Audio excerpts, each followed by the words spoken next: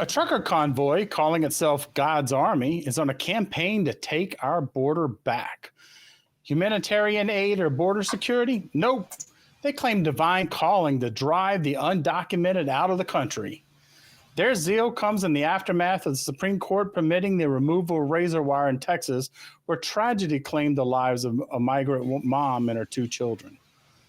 The intersection of religious fervence and political tensions takes center stage, prompting questions about the motivations and consequences of God's army on this apocalyptic quest.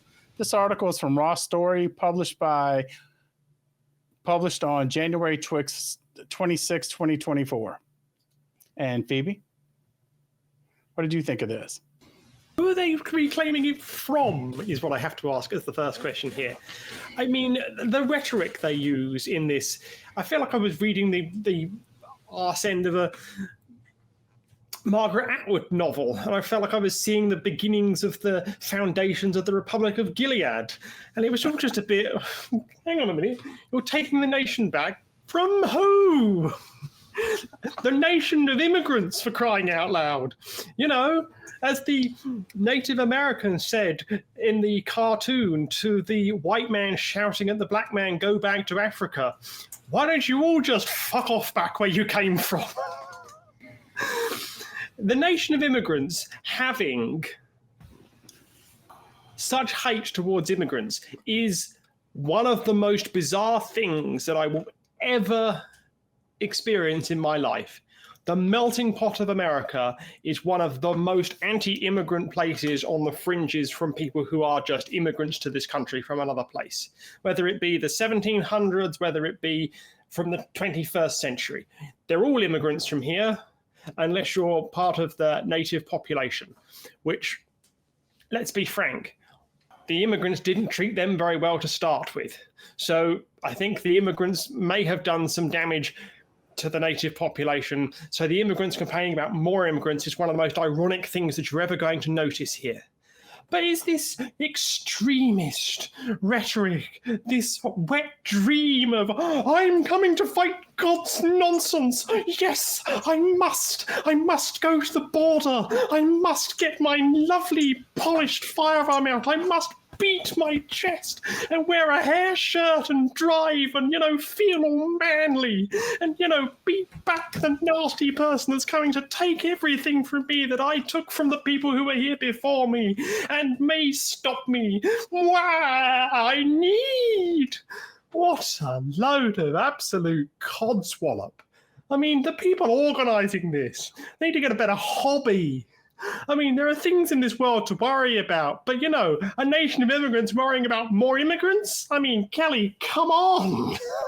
Yeah, I get it. And what really got to me, too, is them calling themselves an army of God. They're God's army. They're people. They're not even following the words of Jesus, right? And one of the things that I like to bring up with bigoted, oh, shit, I said the word. Yeah, they're going down to Texas. I don't know what they're going to do when they get there. They are a bunch of fucking idiots. Get out of here. Get some translations going. Yeah. But as I was saying, one of the things I like to bring up with I'm not going to say the word again, far-right Christians is the parable of the Good Samaritan, right? Because Samaritans were the aliens of their day. They were looked upon by the Hebrews back then as foreigners in their country. Lots of centuries of hate in this religion, isn't there? And the idea of the parable was that these bad people were still good people. And if Jesus were alive and living in the United States today, I think that parable would be the good Mexican. And this whole caravan is just a Christian nationalist, jingoistic, I almost said it again, intolerant movement. And these people don't believe in the Jesus of the Bible. They believe in the Jesus that is wrapped up in an American flag and carrying an assault rifle, ready to rain down vengeance bullets on the unworthy. Unworthy is code for brown people, too. The ones that Rick Santorum, bless his little sweater vest, once called the blah people. Oh, you mean the people like the governor of Florida, the non-white governor of Florida. Exactly. Yeah, the most concerning part of this article to me was when someone that's part of this convoy says, this is a biblical, monumental moment that's been put together by God. And I'm just curious, where in the Bible does it say to keep people out of your country? It's the new plague. It's the new plague. I don't remember that verse. Maybe somewhere in the Old Testament. But wait, no. I think in the Old Testament, the commandment was to go and commit genocide in somebody else's country, right? I think that was kind of the theme of the Old Testament. I just can't think of anything Jesus might have said that said, go to your borders and attack people that are coming into your country. I just, it's my understanding. Trucks. Okay, push about the trucks. Yeah, I don't remember Jesus mentioning trucks and convoys. As a matter of fact, I remember quite the opposite. I remember Jesus saying things like, if someone strikes you on your cheek, turn to the other one, let them hit the other. If they take your cloak, give them your coat. It seems to me like Christians should, instead of getting in convoys and going down to the border to protest border security, they should instead be giving away their belongings to these immigrants. They should be opening their doors and letting people have their homes and their houses and things like that. They should be overjoyed to quote unquote lose their jobs, even though that's not what actually happens. I have no really statement on the United States' border policies, whether they're good or bad. I know they're pretty inefficient and ineffective right now, understaffed at best. But my problem isn't with our border policies. My problem is making this movement religious, turning it from a policy about immigration to a religious argument. Because when you feel like you have a mandate from God, when you feel like God is telling you to protect your border, what won't you do to secure that border? What actions won't you take? And in Bible, God commands genocide.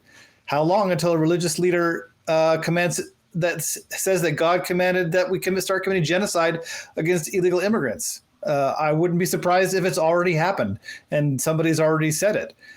There's nothing you can't justify and excuse based on faith. In most people, it's benign and, at worst causes them to go to church more than they'd like, but encourages them to be good and moral.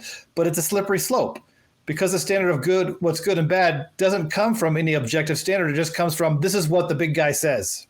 And so whatever the big guy says, that's what I'm going to do. And we can look out in the world and see some pretty horrendous examples of people using this kind of logic. But it just doesn't work because who speaks for God? Who's giving us the actual message from God? It's not God himself. I haven't heard a voice. I haven't seen God come down and give a press conference and let people know what they should be doing as far as border security or anything else is correct. We just need a better standard for determining what's right and wrong and whether our policies are good or bad. And that should be more based on human well-being and not on what some religious leader or God says. Infidel?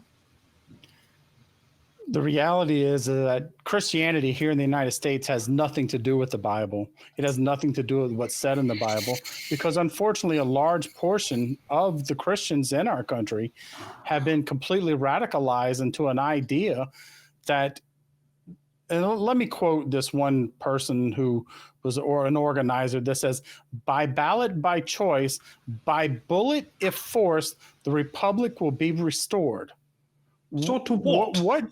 What does that? Yeah, right. To what? Yeah, and one thing that I find so absurd is that what they're doing is they're listening to people behind pulpits who are telling them and feeding them a story, and they're getting whipped up with this rhetoric. I absolutely hate it when I hear people use military style rhetoric, God's army, and all these other things, because what they're doing is they're creating a mindset that's very dangerous. I know one of the people made the comment, besieged on all sides by dark forces of evil. Scary words. When people are yes, very scary words, because when people are thinking things like this, they will do very dangerous and unhinged things. Now, fortunately, it does seem that these people are rather incompetent.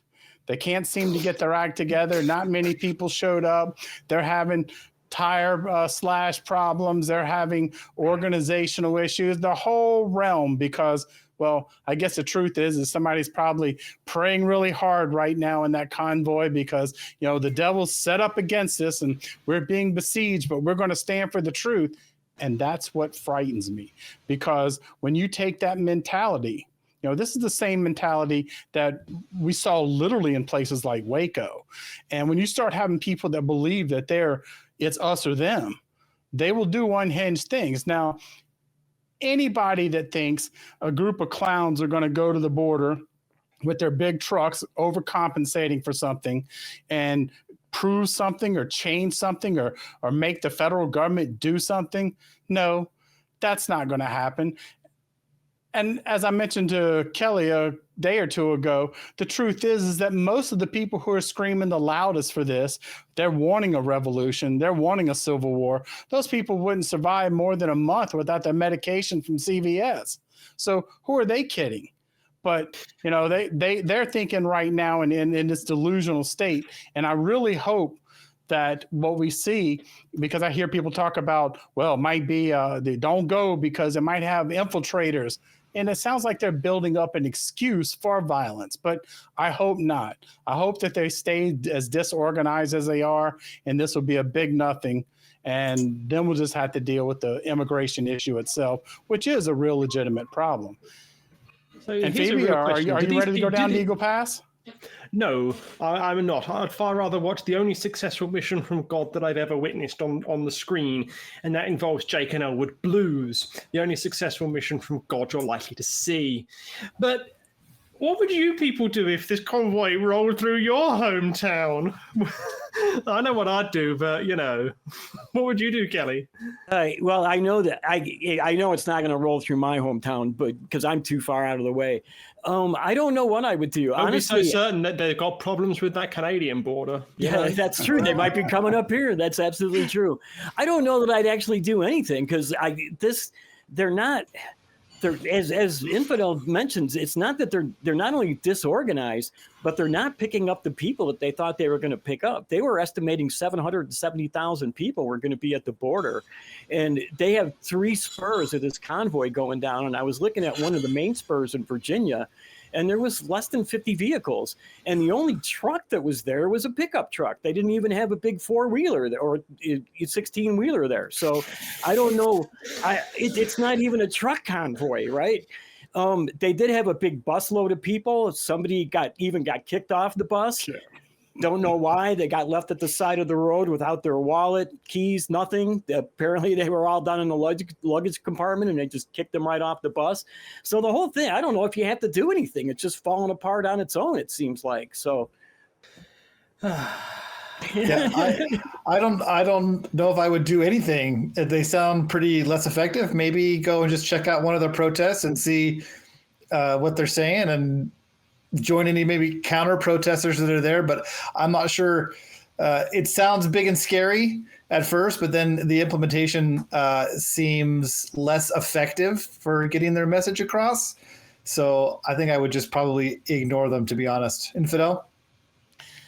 Well, the hypothetical, not real exodus took 40 years for what would be about a 9-hour journey by interstate now. And admittedly, there wasn't an interstate. So I figured that it might take 60 or 70 years for this convoy to get to Texas, at this rate, because under the current management. Yeah. Yeah. And with that in mind, I agree. I don't think there's anything to do about them, because the truth is, I think that they're being a pretty damn good example themselves. They're showing us exactly what we want to see. Also, I'm happy to see that they're not whipping up the fervor they are for this like they thought they were. They thought they had an issue. They thought they were going somewhere. They thought this was going to be something. And now they're going, well, damn, we got a bus that's not full. We got a few cars following us. And they wouldn't even put a dent at a decent Buc-ee's. I think one of their big problems is that, like you mentioned, that most of these people wouldn't be able to go without their prescriptions from CVS, and that's who are interested in doing this caravan. These are all retired people. Even in one of the articles I said everybody in the caravan was over 60. The majority of them were calling for a civil war. There's no way these guys could ever fight a civil war, but this is the kind of people they're attracting, and the people who are in that position, who are that age, who have these kind of feelings, they don't have the money to jump in a caravan like this. So I don't think they're ever going to attract 770,000 people. I think they'll be lucky to get 770, to be honest. This raises a very interesting point. Just how much support is there for Texas's current position on running its own foreign policy?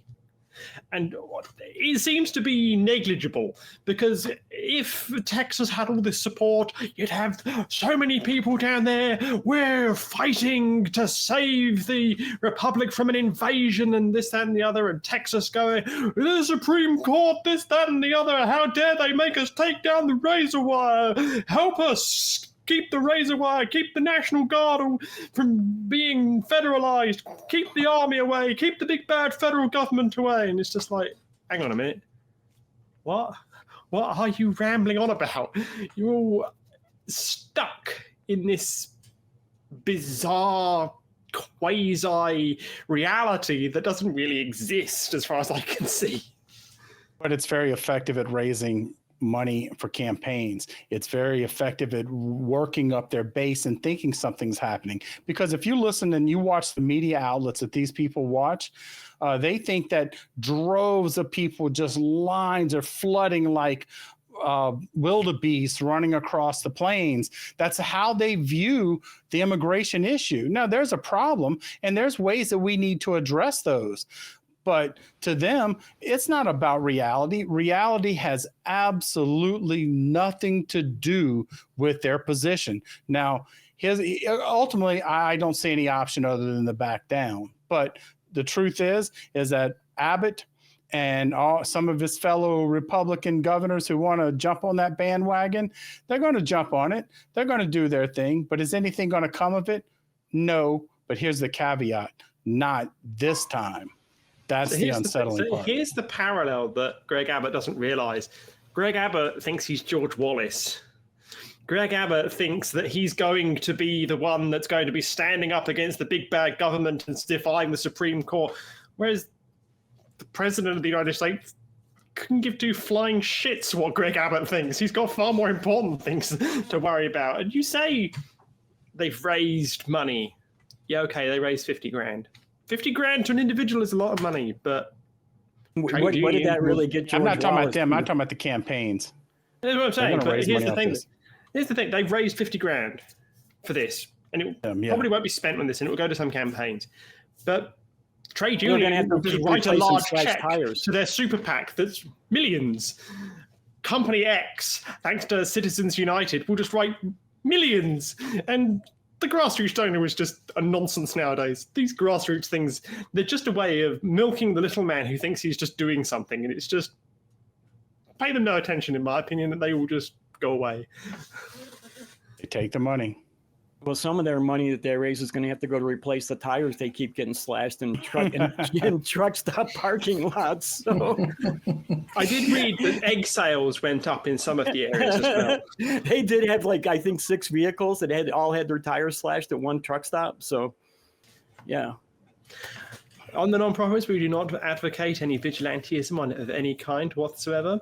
Please make sure that you retain in your home anything that could be used for vigilantism, and do not use it for vigilantism. And if you would like to engage in more non-profits vigilantism of just how vigilante we are with our words and not our physical actions, please click here.